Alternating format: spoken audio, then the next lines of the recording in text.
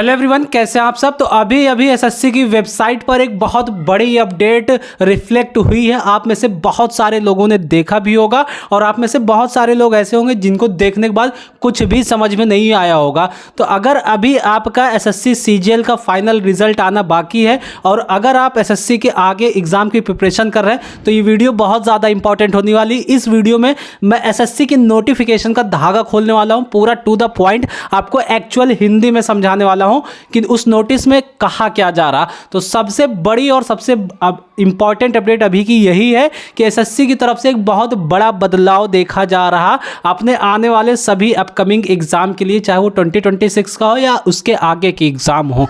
तो इसके अकॉर्डिंग इस नोटिस के हिसाब से एक चीज़ तो दोस्तों कंफर्म हो गई है कि एसएससी में कोई भी वेटिंग लिस्ट आने नहीं जा रही है। तो इस नोटिस में क्या कहा जा रहा, क्या एसएससी का इंटेंशन है, आपको किन बातों का ध्यान रखना चाहिए। अदरवाइज आप टायर 1 टायर 2 और भी सारे एग्जाम ऐसे क्लियर करेंगे बट जब इस स्टेज पर पहुंचेंगे तो आपको कहीं ना कहीं फेल्योर का सामना करना पड़ेगा।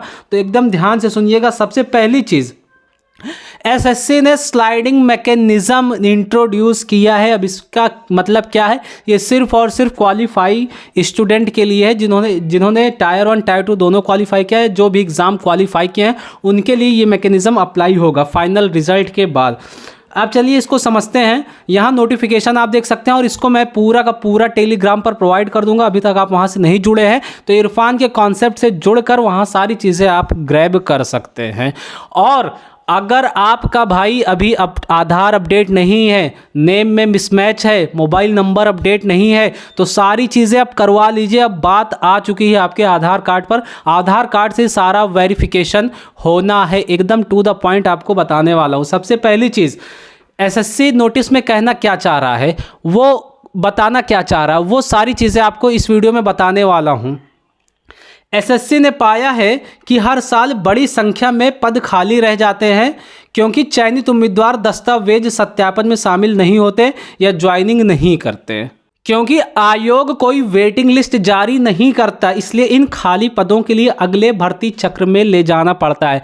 मतलब अभी तक क्या नियम था, सारी वैकेंसी खाली निकल जाती थी और एसएससी को इन्हीं वैकेंसी को नेक्स्ट ईयर फिल करना पड़ता था। तो इन चीज़ों से बचने के लिए आपको ये प्रोविज़न लाया गया है, स्लाइडिंग मैकेनिज्म। ठीक है, इस समस्या के समाधान और अधिक से अधिक पदों को भरने के लिए एसएससी स्लाइडिंग मैकेनिज्म शुरू कर रहा है।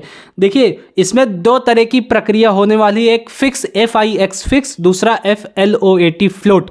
ठीक है, प्रथम चरण क्या होगा, means first round tentative allocation. इसमें कहा गया है कि उम्मीदवार को उनकी वरीयता के आधार पर पहले राउंड का अस्थायी आवंटन मीन्स टेंटेटिव एलोकेशन किया जाएगा। ठीक है ना। अब पहचान सत्यापन इसमें कैसे होगी, चयनित उम्मीदवार को 10 दिन के भीतर एसएससी के क्षेत्रीय कार्यालय जाना होगा जहां आधार प्रमाणीकरण के माध्यम से उनकी पहचान सत्यापित की जाएगी। इसके बाद विकल्प का चयन क्या है, देखिए सत्यापन के समय उम्मीदवार को 2 में से एक विकल्प चुनना होगा, या तो फिक्स या तो फ्लोट। देखिए फिक्स क्या चीज़ है, इसका अर्थ है कि उम्मीदवार अपनी आवंटित पोस्ट से संतुष्ट है और उसे आगे बदलाव मीन्स अपग्रेडेशन नहीं चाहिए। और फ्लोट मतलब क्या हुआ, पहला ऑप्शन तो ये हो गया, सेकंड ऑप्शन है आपका फ्लोट। इसका अर्थ है कि यदि ऊपर की वरीयता वाली पोस्ट खाली होती है तो ही उम्मीदवार अपग्रेड होना चाहता है। ये स्लाइडिंग का क्रियान्वयन कैसे होगा, देखिए सत्यापन में अनुपस्थित रहने वाले उम्मीदवारों कारण खाली पदों को फ्लोट चुनने वाले योग्य उम्मीदवारों से भरा जाएगा। ठीक है, होप सो आपको इतनी चीज़ें समझ में आई होगी। पूरी प्रक्रिया में स्लाइडिंग का केवल एक ही राउंड आयोजित किया जाएगा। अपडेशन के बाद एक अंतिम परिणाम मीन्स फाइनल रिजल्ट जारी किया जाएगा जो सभी के लिए अनिवार्य होगा। ये सभी एस्पिरेंट के लिए जारी किया जाएगा।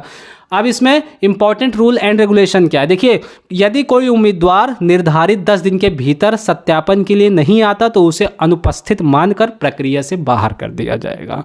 अगर आप अपने रीजनल ऑफिस नहीं पहुंचते हैं तो भाई आपको सिलेक्शन से बाहर का रास्ता दिखा दिया जाएगा। फ्लोट चुनने वाले उम्मीदवार को यदि नई पोस्ट आवंटित होती है तो उसे वही ज्वाइन करना होगा, बदल नहीं सकता। ज्वाइन न करने पर उसकी पुरानी और नई दोनों सीटें रद्द कर दी जाएंगी। इस प्रक्रिया के संबंध में विस्तृत दिशा निर्देश आयोग द्वारा जल्द ही प्रकाशित किया जाएगा। अब इससे कंक्लूजन क्या निकल रहा, देखिए आपको 2 ऑप्शन दिया जाएगा, या तो फिक्स का या तो फ्लोट का। फिक्स की सारी चीज़ें मैंने आपको बताई, फ्लोट की सारी चीज़ें आपको बताई। फ्लोट में वही है कि आप अगर आपसे अपर पोस्ट खाली होती है तो आपको मौका दिया जाएगा। इसके बाद बात करता हूँ आधार ऑथेंटिकेशन की, तो बहुत ज़्यादा इंपॉर्टेंट हो जाता है। आधार में अगर किसी भी तरह का कोई करेक्शन आपको कराना है दोस्तों, तो आप आज उठिए, तुरंत जाइए और सारी चीज़ें अपडेट करवाइए, चाहे वो फ़ोटो हो, मोबाइल नंबर हो या फिर कुछ भी हो। कुछ एक्स्ट्रा पैसे लगते हो तो एक्स्ट्रा पैसे देकर सारी चीज़ें आप अपनी अप टू डेट रखिए, इसमें किसी तरीके का चांस ना लीजिए। होप सो ये सारी इन्फॉर्मेशन आपको समझ में आई होगी। ऐसी और जेन्युइन इन्फॉर्मेशन के लिए आप इस चैनल को सब्सक्राइब कर सकते हैं। मिलता हूँ आपके साथ नेक्स्ट वीडियो में। Thanks for watching.